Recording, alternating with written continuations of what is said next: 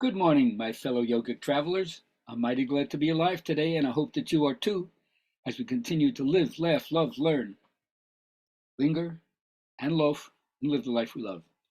It's Friday, so I do a PowerPoint presentation, try to make it short and sweet instead of carrying it on. It's called Beginner's Mind. That was our theme this week. And remember, this is the quote from the first chapter in Suzuki Roshi's book, Zen Mind, Beginner's Mind. In the beginner's mind, there's many possibilities. In the master's mind, there's few. Now, when you hear this with the left brain, you say, of course it's true. The beginner doesn't know anything, doesn't have any experience. How they can make a statement about what they don't know, haven't experienced. But the master, they've done it from A to Z, soup to nuts. But that's not the Zen interpretation. The Zen interpretation is the master's mind is the blocked mind, the mind clouded with its own self-importance, its own achievements, its own arrogance. But the beginner has humility. It knows it doesn't know, so it has to be ready for everything, open to anything. And of course, that's the hardest state of consciousness to stay with, because once you have any experience, once you garner a little bit and you think you know, see, already you've lost that open quality, that inquisitive quality, that curious quality. So the game is not to allow your experience, your personal and theoretical bias, to prevent you from going into beginner's mind. Now, they call this Brahma Vihara, the four states of Brahma in the Yoga Sutras. Sometimes it's also referred to as Chitta Prasadam, the diffusion of your consciousness. You want to get into the mindset of Brahma, of the Creator? Well, number one, be friendly and welcoming to everybody. That's called Maitri. Have compassion for anybody who you meet who's suffering in any way. Take joy, mudita. Karuna was compassion. Take mudita, joy in anybody else's accomplishments. Good luck, right? Don't begrudge anybody in this crazy world if they're getting a moment of peace or a moment of happiness. Be happy for them. It expands your own happiness exponentially.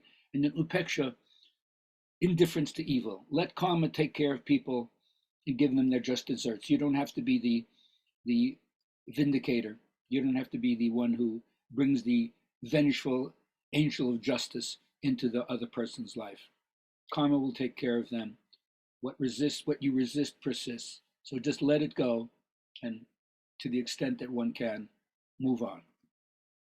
Now, the whole idea about being a beginner is that you don't realize you're wobbling when you walk and your thoughts are off center. Find your center, the axis mundi. Line up your chakras, right? Your spine is the mythological Mount Meru. Learn how you can move into the world navel, connect to the umbilical cord that brings you back to the origins of all life. You can call it the cosmic axis, the tree of life. It doesn't matter what you call it. The idea is, are you centered in it? If you're not, your whole life has a kind of lopsidedness to it. Then the whole idea, of course, is how do you center yourself? Be quiet, sit still, follow the path of the Dharma, right? It's not that you're going to be punished for negative actions or thoughts, but there's consequences. Maybe they don't serve you. So you get more clear about your ethics, incline your mind to well-being, and do the different concentration techniques that prevent your mind from being scattered all over the place. And then you bring yourself into a certain kind of wholeness. All right. Next. When are you going to show some initiative, Finley? Well, when you tell me to, sir. When you're not proactive, by default, you go to chaos. You carry yourself differently when you're proactive, and the world looks different also. So get on it right now. While the school has embraced the principles of autonomy and independence, you will, of course, continue to obey my every command. When do you learn not to follow authority? Question authority and think for yourself. Basic Timothy Leary psychedelic maverick. Then you lead to self-responsibility. You made the mess, you clean it up. You don't need an authority to be hounding you all the time. The inner Marine drill sergeant just says, get her done, son. Ball's in your park. You got to get it done. Actually, I just woke up one day and decided I didn't want to feel like that anymore or ever again. So I just changed, just like that. Find your inspirational quote, your motivational slogan that hits home, that's operative for you, and then just do it. No excuses, no needing to explain to anybody. Right now, get up and change. And then it's really helpful if you can dedicate your practice to Ishvara Pranidhan, surrender. Offer them the love you hold in your heart. That's called puja. You align yourself with the light, jyoti, that's in you. And when you do, for me, I found my Hatha Yoga master.